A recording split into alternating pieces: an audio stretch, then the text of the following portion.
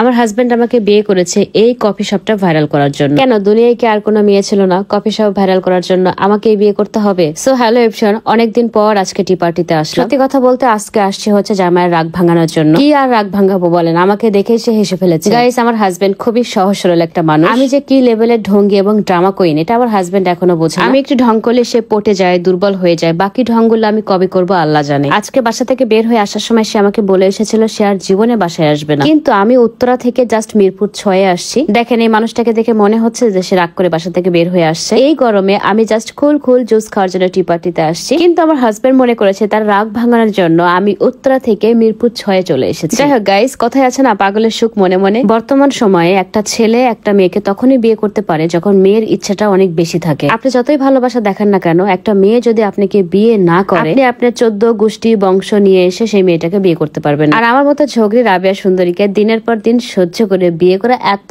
সহজ না। আমার হাজবেন্ডকে আমি আমার নিজের ইচ্ছায় বিয়ে করেছি। সে কিন্তু মাশাআল্লাহ যথেষ্ট গুড লুকিং, হ্যান্ডসাম, খুবই পোলাইট একটা পার্সন। আমি এই মানুষটাকে অনেক ভালোবেসে বিয়ে করেছি। সে কফি শপ ভাইরাল করার জন্য আমাকে বিয়ে করেনি, বরং আমি টি পার্টির সুন্দর সুন্দর মজার খাবার খাওয়ার জন্য তাকে বিয়ে করেছি। এখন পর্যন্ত টি পার্টিতে যে একদিন খাবার খেয়েছে তার মুখে লেগে আছে। প্রত্যেকজন ওয়েট করছে আবার কবে সময় পাবে আর টি পার্টিতে গিয়ে খাবার খাবে। যেহেতু এখন গরমের সময় টি পার্টির প্রত্যেকটা খাবারই কিন্তু ঠান্ডা খাবার, যেমন দই চিরা, স্পেশাল ফালুদা, ফ্রুট কাস্টার্ড, এগুলো গরমের সময় যেমন খেতে ভালো লাগে এবং এই খাবারগুলো কিন্তু খুবই হেলদি। আপনারা দেখতেই পাচ্ছেন প্রত্যেকটা খাবারের উপরে কি পরিমাণ ফ্রুটস, বাদাম, খেজুর দেওয়া। এগুলো দেখতে যেমন কালারফুল, খেতেও খুবই ইয়াম্মি। দেখেন কাটাপ্পার ভাতিজার আক্কেলটা শুধু দেখেন। প্রতিবার নিয়ে এসে তারা এই ভোটকা পেটটা পুরা করে খাওয়া, কিন্তু এখন দেখেন এমন ভাবে তাকায় আছে মনে হচ্ছে বাপের জন্মে কোনোদিন টি পার্টির খাবার খায়নি। এই খাবারটা এখন যদি ওরে দিয়ে না খায়, এই খাবারটা কি আমার পেটে সহ্য হবে? বাসায় যাওয়া মাত্র আমার বাথরুমে যাওয়া শুরু হবে। অবশ্য গাইস, এটা ওর দোষ না, টি পার্টির খাবারগুলো আসলে অনেক ইয়াম্মি। ছোট বড় সবাই টি পার্টির খাবার অনেক বেশি পছন্দ করে। স্পেশালি আমার ভিডিও দেখে আপনারা যারা টি পার্টিতে গিয়েছেন, টি পার্টির খাবার খেয়েছেন, প্রত্যেকেই আমাকে লিখেছেন আপু টি পার্টির খাবার খুবই মজা। আমি কিন্তু আপনাদের সবার কমেন্ট দেখি এবং আমি খুবই খুশি হই। আপনাদের সবার জন্য